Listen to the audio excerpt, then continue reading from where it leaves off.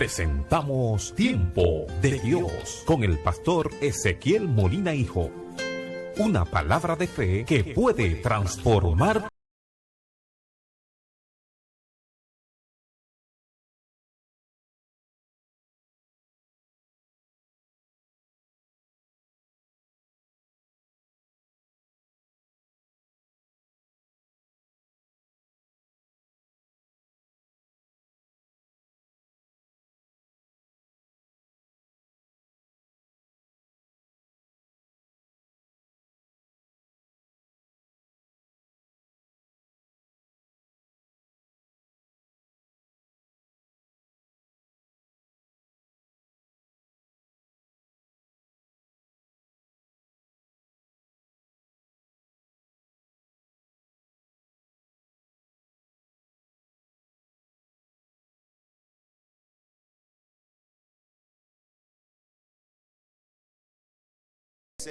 Alma mía, en Dios solamente reposa, porque de Él es mi esperanza.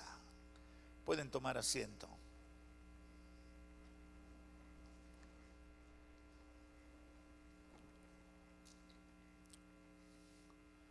No pierdas la esperanza, segunda parte.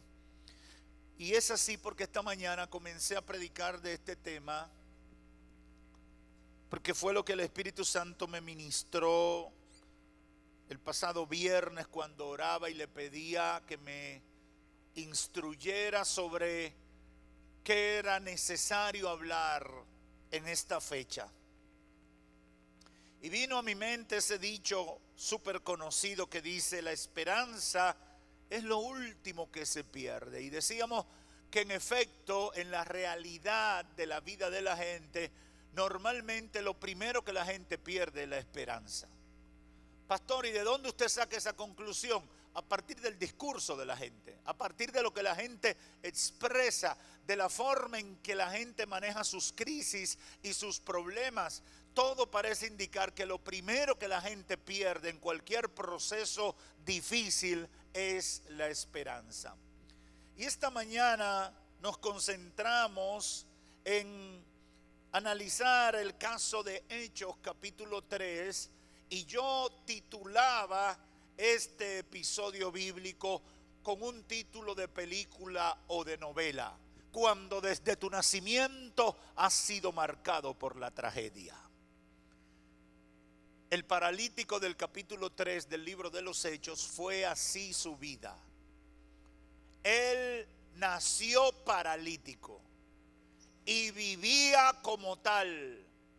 Y su única forma de subsistir en la vida era por la mendicidad, por la práctica de pedirle dinero a la gente que iba al templo. Y hacíamos un ejercicio y le decíamos a los hermanos: piense usted en ese hombre paralítico en una circunstancia como esta, que en algunas fechas se han cerrado los templos. ¿De qué iba a vivir? ¿Con qué se iba a sostener? Él dependía de que lo llevaran. Dice claramente la Escritura, el doctor Lucas en su narrativa dice: todos los días lo llevaban a la puerta del templo de la Hermosa. Todos, siempre lo llevaban. Él no iba por sus propios pies. Pero un día, en ese lugar, se encontró con Pedro y Juan, que subían juntos al templo a la hora novena, la hora de la oración. Y entonces él hizo lo que siempre hacía: pedirle a la gente. Y le pidió a ellos, y Pedro, con Juan fijando los ojos en él, le dijo: míranos. Y él miró a Pedro y a Juan. Mas Pedro dijo, verso 6, capítulo 3: no tengo plata ni tengo oro, pero lo que tengo te doy. En el nombre de Jesucristo de Nazaret, levántate y anda. Aleluya. ¡Qué sorpresa! Estoy esperando una moneda que me ayude. Estoy esperando una cosa material que me ayude a sostenerme.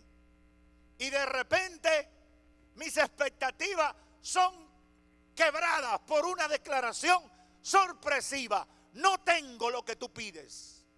No tengo el oro, no tengo la plata. Pero qué sorpresa, le dice Pedro, pero lo que tengo te lo doy. El Señor nos sorprende, hermanos. A veces nosotros estamos clamando por un problema específico, por una necesidad específica, y estamos ignorando que Dios no solamente está pensando en suplirnos para ese problema del día. Dios le interesa resolverme el problema por el resto de la vida. Aleluya. Hay gente que cree que su problema es un plato de comida. Hay gente que cree que su problema es salir de una deuda. Yo quiero decirte, no pierdas la esperanza por un problema específico. Pon tu confianza en el Señor. Dios te puede sorprender en cualquier momento y darte algo que te va a ayudar para el resto de tu vida y para toda la vida. Hay un segundo caso. El Señor me dio 4 casos, pero esta mañana nada más pude hablar de uno. Y ahora voy a intentar hablar de 2, pero si no, después seguimos. Hay un segundo caso que aparece en la Escritura, y todos los casos que usé fueron del Nuevo Testamento, cosas que ustedes conocen. Y yo le titulé a este caso, cuando a pesar de estar en la iglesia, los años pasan y el dolor o vergüenza no desaparece. ¿Conoce gente así? ¿Ha escuchado el caso de gente así? Cuando, a pesar de estar en la iglesia, los años pasan y el dolor o la vergüenza no desaparece. Qué triste debe ser la vida de una gente así.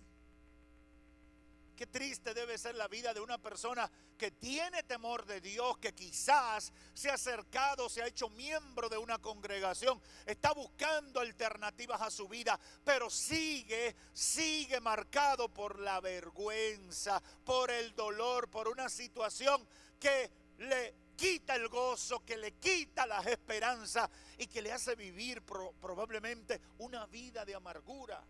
Una vida de pesar, una vida en tribulación permanente.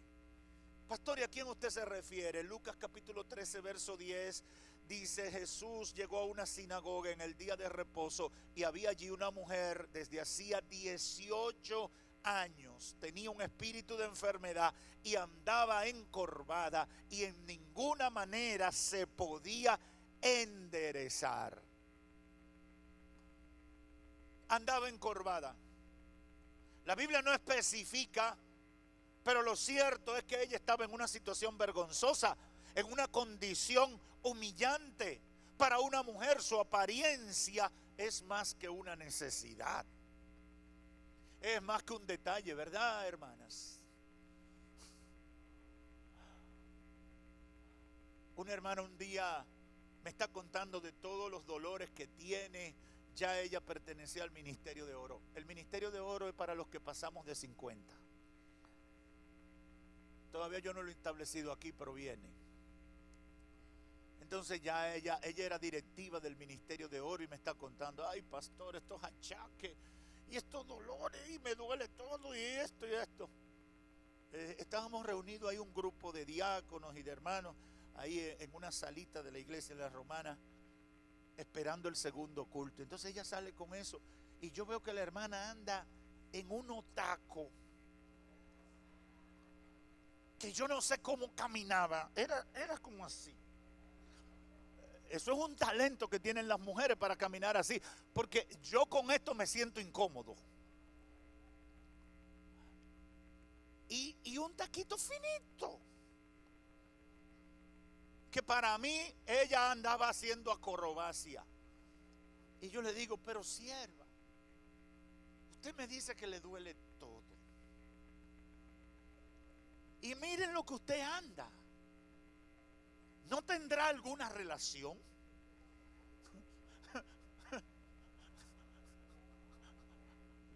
Y me dice: sí, pastor, pero lo último que se pierde es el glamour.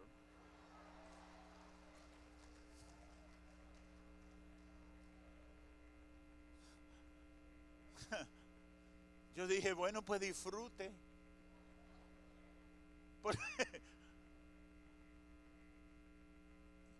Yo eso no lo sé explicar muy bien, porque uno como hombre no tiene el detalle de lo significativo que es eso para una mujer.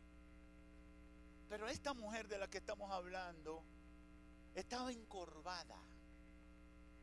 Tenía una joroba o una tutuma, algo que le deformaba su apariencia, su aspecto.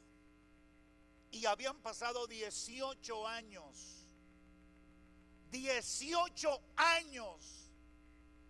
Iba por lo menos cada semana al templo, a la sinagoga. Iba a adorar a Dios. Iba a testimoniar de su fe. Iba de alguna manera a expresar a Dios su obediencia y su compromiso con Él. Pero era víctima de una enfermedad, de un espíritu de enfermedad que la proyectaba jorobada, la proyectaba deformada. Y me imagino que quizás no hacía mucho alarde, no se dejaba ver mucho en la iglesia, quizás estaba en un rincón específico en la sinagoga para que no la vieran. Sufriendo su vergüenza, sufriendo su condición, probablemente sin ningún tipo de esperanza, porque algo debió Dios haber hecho para que ella cambiara, pero 18 años habían pasado y nada había cambiado. Una de las cosas que más me impresiona es la desesperación de la gente cuando tiene un problema o una necesidad. Cuando tenemos problemas, estamos desesperados y no aguantamos ni un día, ni una semana, ni un mes. Queremos que Dios haga algo rápido, pronto y eficiente, porque no soportamos una prueba. Yo testificaba esta mañana de una prueba de 8 años que vivimos en el ministerio. Y recuerdo que en esa casa ahí al frente donde estaban las oficinas del ministerio, en esa terraza, muchas veces yo me paraba desesperado delante del Señor. ¿Hasta cuándo, Señor, vamos a resolver esto?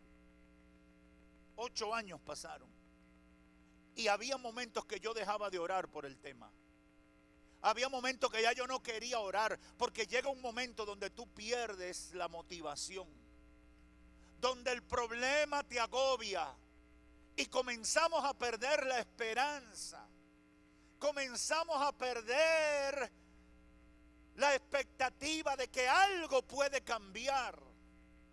Porque decíamos esta mañana que el gran problema que tenemos que enfrentar y por el cual perdemos la esperanza es que cuando humanamente no vemos la solución de nuestra crisis, humanamente no vemos la solución del problema que tenemos, creemos que ya no habrá posibilidad alguna de salir adelante. Y ahí radica nuestro fallo principal y la razón por la cual perdemos la esperanza. Vemos la solución en función de lo que humanamente puede pasar o debe pasar para nosotros solucionar el problema. Y dice la Escritura que esta mujer estaba jorobada, iba siempre a la sinagoga. 18 años. Yo en 8 años había perdido el ánimo de orar por ese problema y esta mujer tenía 18. ¿Cuánto tiempo tienes orando para que Dios te ayude a superar un problema? ¿Cuánto tiempo tienes orando para que el Señor arregle tu matrimonio? ¿Cuánto tiempo tienes orando y clamando a Dios para que te arregle ese muchacho? Para que te ayude en tu situación financiera. ¿Cuánto tiempo tienes orando? ¿Has perdido la esperanza? ¿Se te acabaron las fuerzas? ¿Piensas que Dios se olvidó de ti? ¿Piensas que en el cielo se traspapeló tu petición? Esta mujer tenía 18 años, pero seguía en la sinagoga. Tenía 18 años en situación de tribulación, pero seguía en la sinagoga. Y yo creo que ese es un detalle importante. Yo no sé ¿Qué te ha dicho el diablo en medio de tu desierto, en medio de tu tribulación, en medio de tu necesidad? Pero yo te voy a decir algo en esta hora. No te vayas, no te alejes de la fuente. La única esperanza está en Dios. La única esperanza es estar cerca de donde Dios se manifiesta. 18 años sufriendo vergonzosamente, probablemente siendo humillada por la sociedad. 18 años, temerosa de Dios, pero avergonzada. Temerosa de Dios, pero con un problema visible. Temerosa de Dios, quizás cumpliendo con todas las reglas de la ley y que había establecido el liderazgo de la sinagoga, pero con un problema que no tenía solución. Pero un día, dice la Biblia, llegó Jesús a esa sinagoga. Un día cualquiera, un día que no estaba en el programa. Un día llegó Jesús a la sinagoga. Un día que quizás nadie lo esperaba en esa sinagoga. Un día cualquiera. Un día que solamente estaba en el calendario de Dios. Aleluya. A veces yo quisiera ver el calendario de Dios. A veces yo quisiera ver la agenda de Dios. A ver si mi problema está en ese día. Un día en el calendario de Dios, Jesús llegó a esa sinagoga. Y ese día la vida de esa mujer iba a cambiar para siempre. Ese día. No sé por qué Jesús cogió ese día para allá. No tengo ni la menor idea si era un día de fiesta o un día especial en la cultura judía. Pero un día Jesús llegó a esa sinagoga. Y la Biblia no entra en más detalles que decir básicamente lo que pasó. Cuando Jesús la vio, la llamó y le dijo: mujer, eres libre de tu enfermedad. Aleluya. Y puso las manos sobre ella. Y ella se enderezó. Aleluya. Aleluya.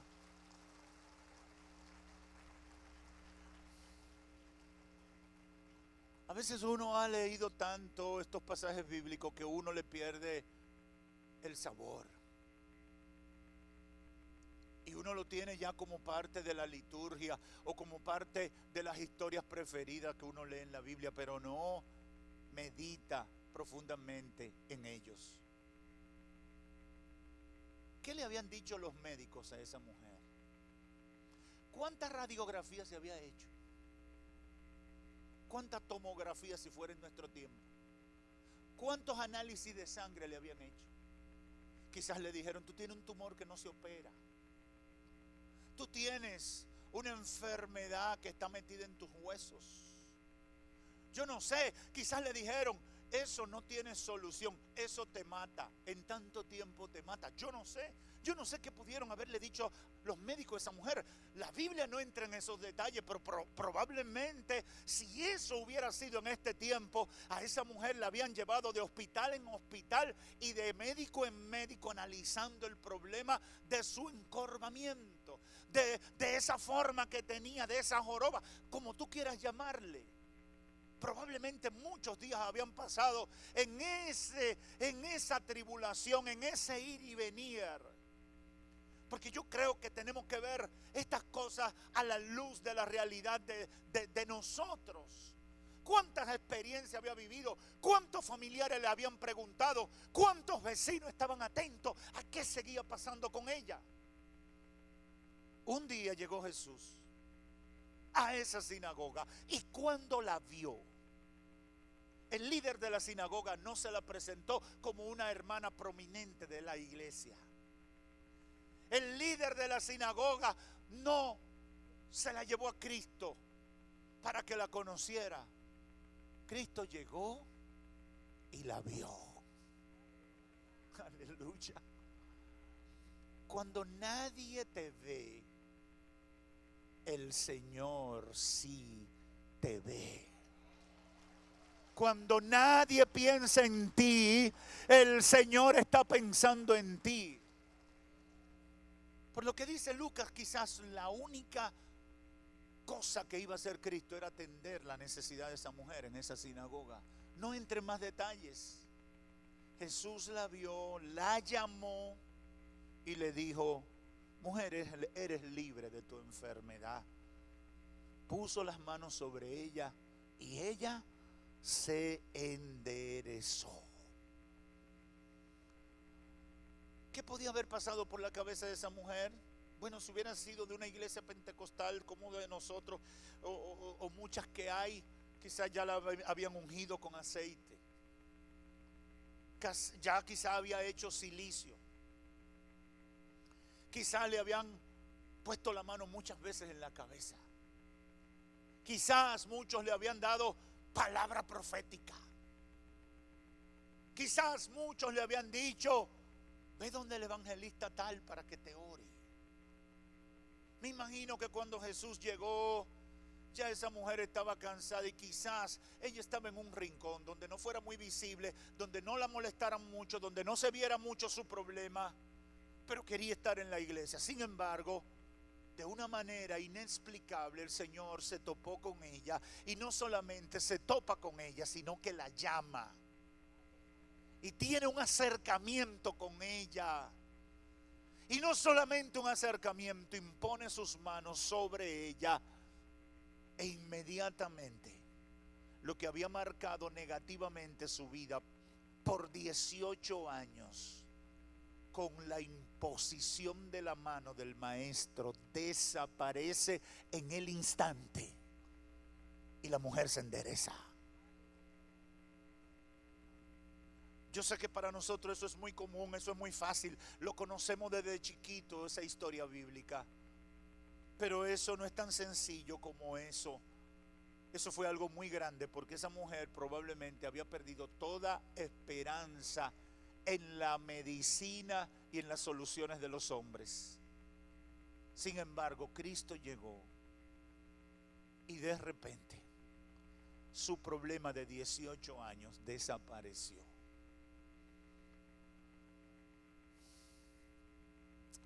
No quiero dejarlo ahí, quiero presentar la otra novela,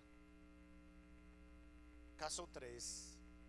Cuando los años pasan y no encuentro a nadie que me ayude a salir del problema. Nadie a mí me ha ayudado. No tengo esperanza de salir adelante.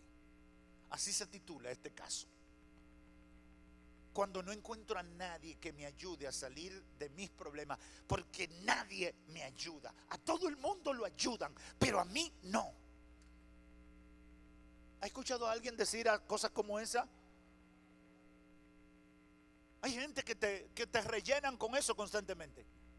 Fulano sí es dichoso. ¿Y por qué tú estás así? Porque a mí nadie me ha ayudado. A todo el mundo lo han ayudado, pero a mí no.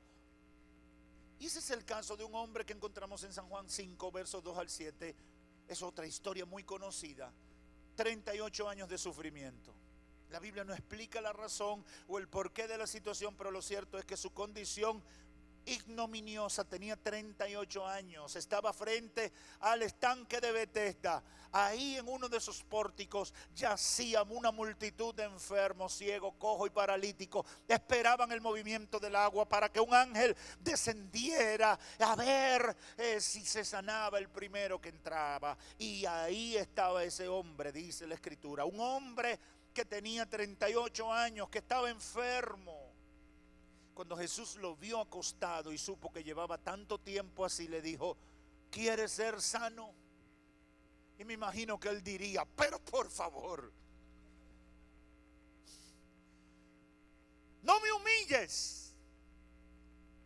Señor, le respondió, el enfermo: no tengo quien me meta en el estanque cuando se agita el agua. Cuando yo intento ir, otro desciende antes que yo. ¿Cree usted que ese hombre tenía esperanza de que algo bueno pasara en su vida? No. Nadie me ayuda. 38 años, hermano. 18 es mucho, pero 38 es una eternidad. 18 es mucho, pero 38 es demasiado. Nadie me ayuda, nadie se ocupa de mí, nadie, no encuentro a nadie que me ayude a salir de este problema. ¿Usted cree que ese hombre podía pensar que algo bueno iba a pasar en su vida?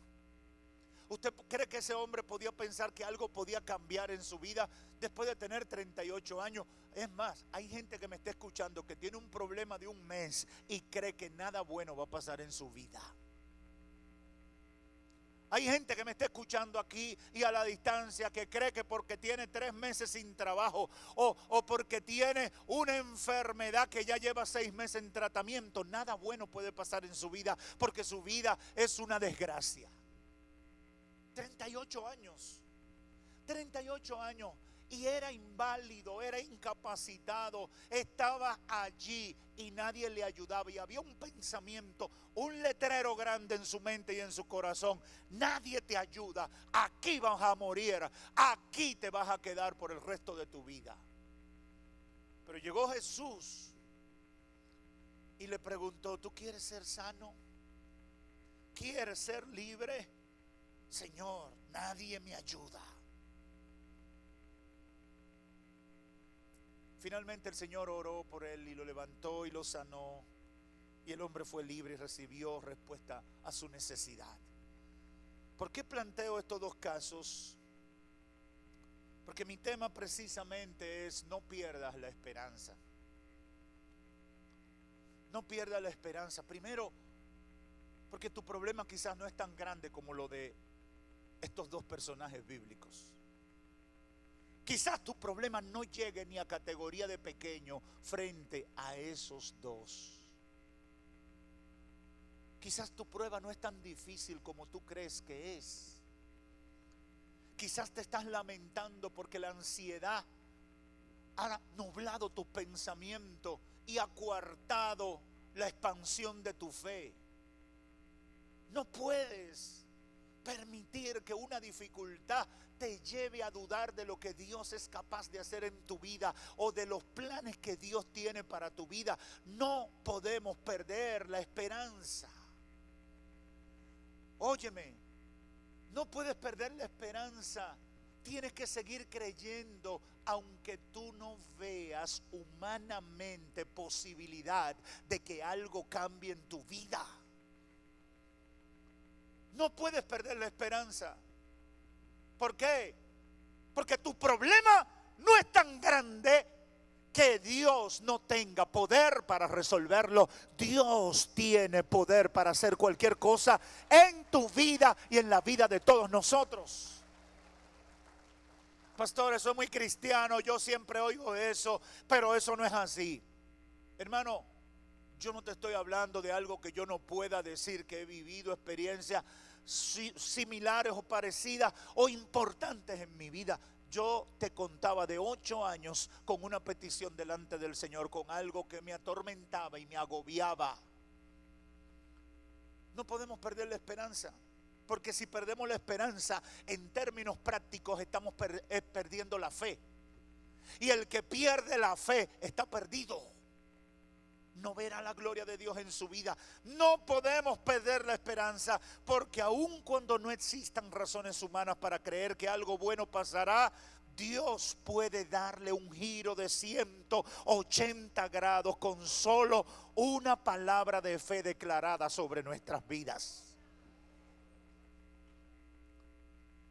No me quiero extender, pero óigame, Dios no necesita que cambie el clima de inversión en el país para que tú tengas un negocio o consigas un nuevo empleo. Dios no necesita que cambie el gobierno para que tú puedas salir adelante en esa situación que tienes. Yo no sé si hay alguien que me está entendiendo aquí. Dios no necesita que el mundo cambie para cambiar tu situación, para obrar un milagro en ti, para transformar tu vida. Dios no necesita eso. Dios no necesita que las cosas en el mundo cambien para Él cambiar la situación en tu vida particular, ni en la vida de una nación tampoco. El problema que tenemos es que perdemos la esperanza porque estamos calculando por dónde Dios va a traer mi bendición. ¿Cómo Dios me va a sacar de esta? Nosotros lo único que tenemos que hacer es creer. Los métodos, las maneras, las vías, la forma, la ruta, déjalo en las manos del Señor, que Él sabe hacerlo de una manera que tú no te imaginas.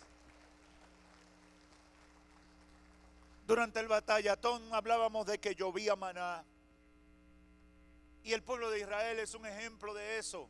Constantemente usted lee el Éxodo, pero lee la historia del pueblo judío. Se parece a nosotros. Dios hace y nosotros siempre estamos luchando con nuestra razón, con nuestra capacidad de calcular cómo Dios va a resolver los problemas. Y hubo algo que yo no tuve la oportunidad de compartir con ese tema que a mí me impresionó. Cuando Dios por aquí abajo, Dios tiene un poder tan grande que no necesita salir con soluciones de aquí abajo. De repente nos la manda desde arriba. En vivo y directo. Hay que comer. 2 millones casi de personas necesitan comida de día y de noche. No había cocina industrial. No había una finca llena de plátanos para darle a comer plátano. No había una fábrica de pan para darle pan. ¿Cómo lo resolvió el Señor? Llueve maná del cielo. Hay milagros increíbles que Dios puede hacer para resolver nuestras necesidades. Dios no necesita los recursos humanos, ni de la tierra, ni de los hombres, para Él hacer que llueva la solución. Porque aunque no exista humanamente la solución a nuestra necesidad, Dios la fabrica porque Él es todopoderoso. Por eso una vez y otra vez le decía a su pueblo: ¿habrá algo difícil para mí? ¿Habrá algo imposible para mí? No pierdas la fe. No podemos perder la fe. Dios tiene capacidad de sorprendernos. Aunque hayan pasado 18, 38 años, aunque los amigos y familia se hayan olvidado de nosotros, Dios puede sorprendernos. Dios nos sorprende, aun cuando estemos a la deriva en nuestra vida, aun cuando todo se haya puesto complicado. Aunque se hayan cerrado todas las puertas, Dios puede sorprenderte. La instrucción que he recibido de parte del Señor es decirte: no pierdas la esperanza, porque el brazo de Jehová no se ha cortado. El poder de Dios no está en crisis. La obra de Dios todavía puede manifestarse en beneficio de tu vida. No pierdas la fe. No pierdas la fe, aunque los vientos soplen. No pierdas la fe aunque te duele el cáncer. No pierdas la fe aunque estés solo o sola. Oh, yo no sé si hay alguien que me está entendiendo. No pierdas la fe. No pierdas la esperanza. El problema es que hemos puesto nuestra esperanza en los hombres. El problema es que hemos puesto nuestra esperanza en la capacidad o el conocimiento de los seres humanos. Ya estoy terminando, pero esta semana me llamó una hermana de aquí de Santo Domingo. No sé si era de la iglesia. Pero ella me decía, ella me llamó con mucho gozo y me dice: pastor, yo estoy tan agradecida del Señor. Yo estoy tan agradecida del Señor. ¿Cuándo usted viene para Santo Domingo? Digo, no, yo estoy yendo ahora todos los domingos a Miraflores. Ay, pero yo quiero verlo, pastor. Yo estoy tan agradecida. Yo quiero dar una ofrenda para el ministerio. Yo estoy tan agradecida. Y me repite una y otra vez como una cinta, como una grabación. Digo, sí, hermana, ya yo quiero salir de la hermana porque quiero atender otra llamada. Y me repite, yo estoy tan agradecida. Hasta que yo digo, bueno, déjame ver, que me explique para ver si terminamos. Y digo, ¿qué es lo que le ha pasado, hermana? Me dice, pastor, ¿usted no se recuerda? Digo, no me recuerdo. Me dice, un miércoles que usted vino aquí a la iglesia de su papá. Digo, es que yo he venido muchas veces. Sí, pero hubo un miércoles, usted me llamó. Digo, ¿y? Me dice, usted me llamó y oró por mí. Y el Espíritu Santo le dijo que reprendiera todo espíritu de enfermedad y le ordenó al cáncer que se fuera de mi cuerpo. Cuando comienza a decirme eso, yo comienzo a entender. Y me dice, pastor, desde ese día se me quitó el dolor, desapareció el cáncer. Y yo quiero llevar gente para que le pase lo mismo que a mí me pasó. Aleluya. Esa mujer no tenía esperanza. Pero un día como le pasó a la encorvada, un día como le pasó al que estaba frente al estanque, Jesús llegó. Jesús le vio. Y ese día su vida cambió radicalmente. Ese día su mundo tomó color. Porque nació la esperanza. Oh, tu esperanza no puede estar en lo que los hombres y las mujeres puedan hacer por ti. Tiene que estar en el poder de Dios que se manifieste a tu favor en cualquier momento. Yo te insisto, como le dije a los hermanos esta mañana, no importa lo que estés pasando, confiesa con tus labios, estoy esperando un milagro en mi vida, estoy esperando que Dios cambie mi familia, estoy esperando que Dios cambie mi vida, mi salud, mis finanzas. Satanás quiere imponer su discurso de derrota. Ay, esto no va a salir de aquí. Esto no va a pasar. De esta me muero. No hay esperanza para mí. Mentira del diablo. Eso puede decir el que no conoce al Señor. Pero si tú estás en el radar de Dios, hay algo maravilloso que puede ocurrir en cualquier momento. Solamente dispón tu corazón para que en lo que llega tú estés en comunión con Dios, aferrado a la promesa de Dios para tu vida. Iglesia, no pierda la esperanza. Iglesia, hermano, hermana, no pierda la esperanza. Si Dios se acordó de una mujer con 18 años con un problema, se va a acordar de ti, te tiene a ti en su agenda. Si el Señor se acordó de un hombre con 38 años, humillado por las circunstancias, no pierda la esperanza, Él se va a acordar de ti. Tú estás en la agenda de Dios. He venido a decirte, no importa lo que pase, tú estás en la agenda de Dios. Dios tiene cuidado de ti. Hay tiempo para atenderte, dice el Señor. No pierda la esperanza. Ponla en el Señor. No podemos perderla porque Dios sigue siendo Dios. ¿Cuántos sabían eso? Dios sigue siendo Dios.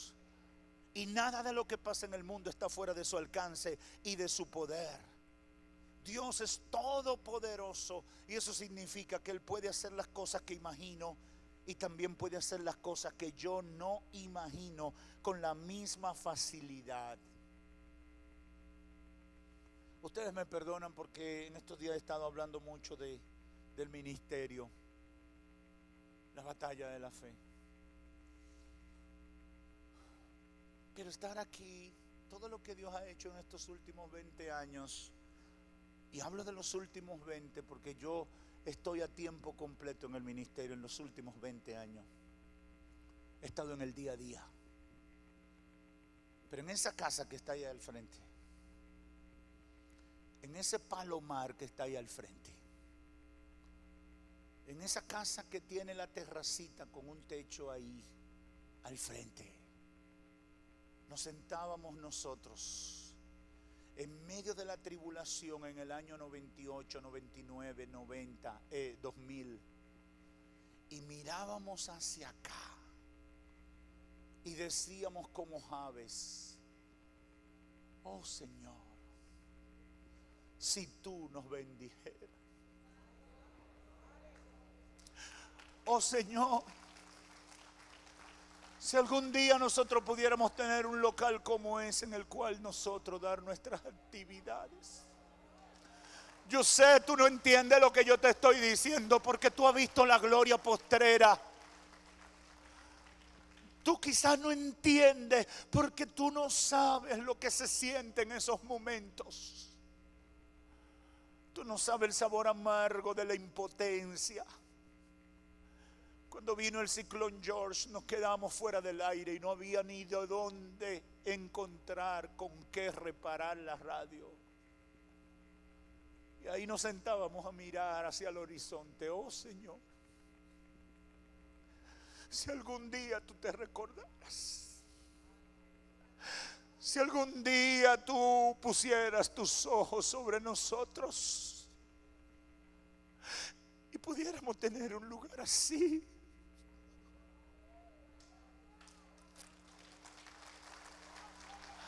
Aleluya. Aleluya. Esos son momentos que cualquiera pierde la esperanza. Porque ¿qué se puede pensar si todo te lo destruyó el huracán? Si todo te lo derribó la naturaleza de Dios. Oh Señor, a veces uno piensa que se equivocó. A veces uno piensa que sus oraciones no pasan del techo. Hay momentos, hay tiempos donde el enemigo te dice: ¿dónde está tu Dios? Y yo he venido a decirte en el nombre del Señor: Dios no está muerto. Él está vivo. Él está vivo, iglesia. Dios no está muerto. Abasaracaya.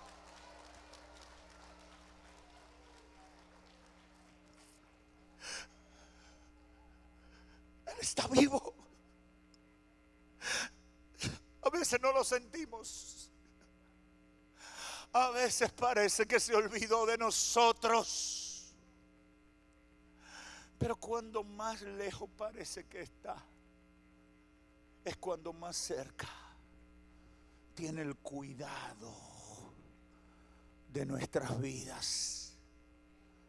No pierdas la esperanza. Dios es todopoderoso. Eso significa que puede hacer las cosas que tú imaginas y las que no imaginas. Y las hace con la misma facilidad. Por lo tanto, debemos esperar tranquilamente en Él. Porque no hay nada imposible para Dios. Hemos presentado Tiempo de Dios con el pastor Ezequiel Molina Hijo. Esperamos que este tiempo haya sido una bendición para ti. Te invitamos a nuestra próxima presentación. Si quieres comunicarte con nosotros, envía un correo electrónico a eltiempodedios@gmail.com o llámanos al teléfono 809-813-1029, La Romana, República Dominicana. Tiempo de Dios.